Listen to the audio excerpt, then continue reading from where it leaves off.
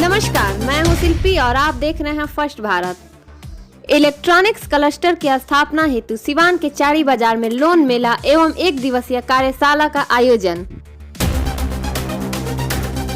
बढ़हरिया प्रखंड के चारी बाजार सिकंदरपुर पंचायत में अर्जुन फाउंडेशन के सौजन्य से इलेक्ट्रॉनिक्स क्लस्टर की स्थापना के क्रम में लोन मेला सह एक दिवसीय कार्यशाला का आयोजन किया गया।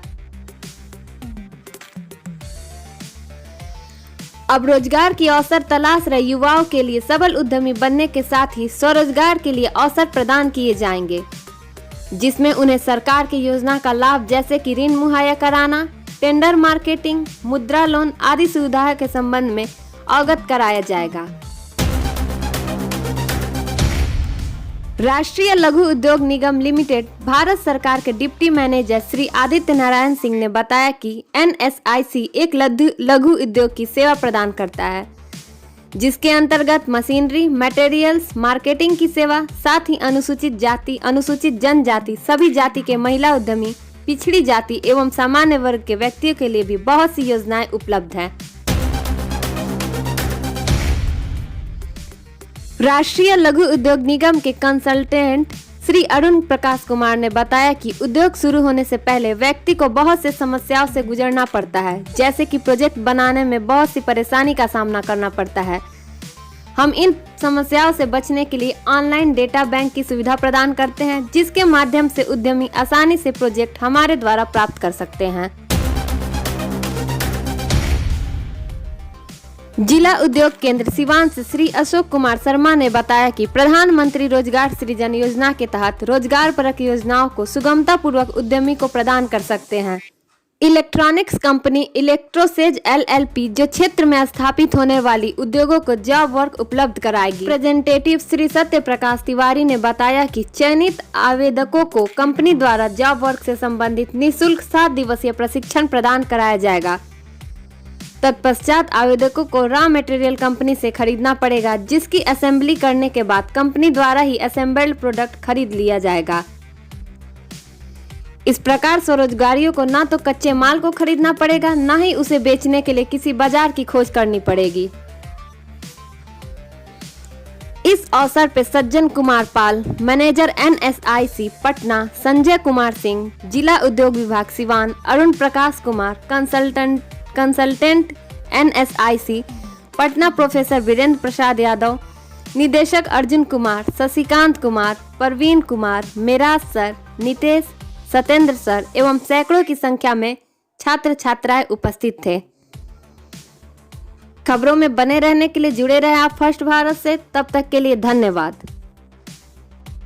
सर्वप्रथम मैं अशोक कुमार जी का और NSIC से आए हुए सज्जन कुमार सर का, आदित्य कुमार जी का धन्यवाद देना चाहूँगा कि स्टेट और सेंट्रल गवर्नमेंट की तरफ से हम लोग को इतना सपोर्ट मिला।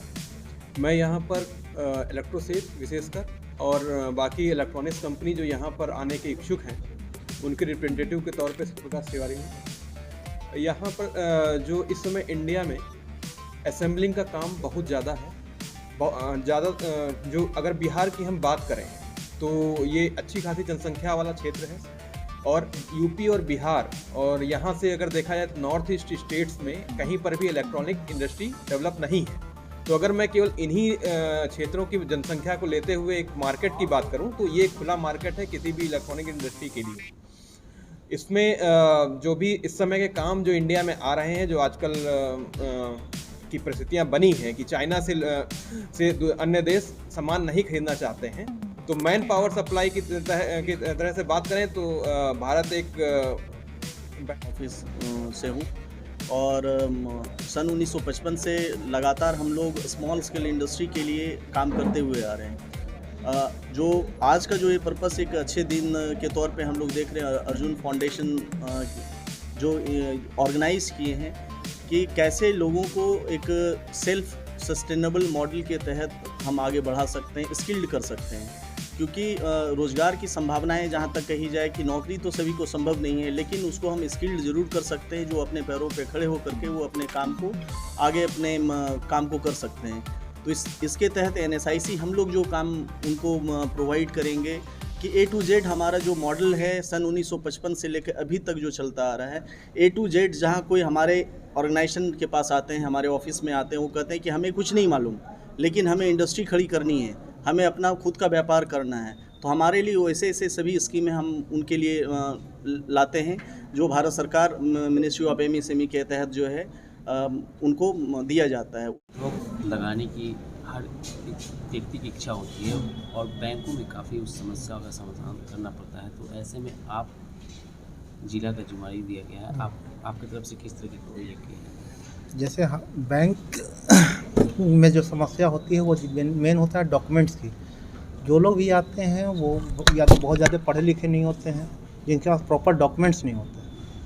अब और एक होता है कि एक लिमिट के ऊपर जो है बैंक सिक्योरिटी चाहती है कि सिक्योरिटी के अंडर जैसे 25 लाख तक का लोन है, तो 25 लाख तक का लोन अगर CGT SMN का अगर आता है, गारंटी स्कीम के तहत आता है तो कोई गारंटी की ज़रूरत नहीं है। लेकिन अगर इससे ऊपर की ज़रूरत होती है तो उसमें उसको सिक्योरिटी देनी पड़ती है, जिसमें सबसे ज़्यादा प्रॉब्लम आता है। बैंक सिक्योरिटी मांगती है, उसमें कुछ लोग पीछे हट जाते हैं, कुछ लोग। और दूसरा चीज़ है कि हमारा टारगेट होता है, हर बार हम लोग को हर साल टारगेट मिलता है किसी भी योजना के लिए। सर लोन मिला, सर एक दिवसीय कार्यशाला का आयोजन किया गया है, इसको लेकर सर क्या मैसेज देना चाहेंगे? जो अर्जुन फाउंडेशन द्वारा जो स्किल डेवलपमेंट सेंटर है, इसके द्वारा जो ये कार्यक्रम चलाया गया है, बहुत ही उपलब्धिपूर्ण कार्यक्रम है, जिसके द्वारा जितने भी स्टूडेंट हैं वो स्कीम की जानकारी लेते हैं और ट्रेनिंग के बाद जो आत्मनिर्भर बनने का जो अगला स्टेप है उसके बारे में एक पहला कदम है, इसके आगे ये कैसे बढ़ेंगे। तो इसमें जो हम लोग ये जो पूरी टीम है वो इसमें मदद करती है। जैसे हमारे यहाँ मुख्यमंत्री योजना भी है, प्रधानमंत्री योजना भी है, केंद्र सरकार की या राज्य सरकार की है। दोनों योजनाओं की हम लोग जानकारी देते हैं। दोनों योजनाओं की जानकारी देने से ये होता है कि आपको किस योजना के अंतर्गत आपको कितना अमाउंट चाहिए। ये नहीं है कि अमाउंट 10 लाख सरकार देना चाहती है तो 10 लाख ही लें, 10 लाख से अगर कम में आपकी ज़रूरत है तो कम में लें।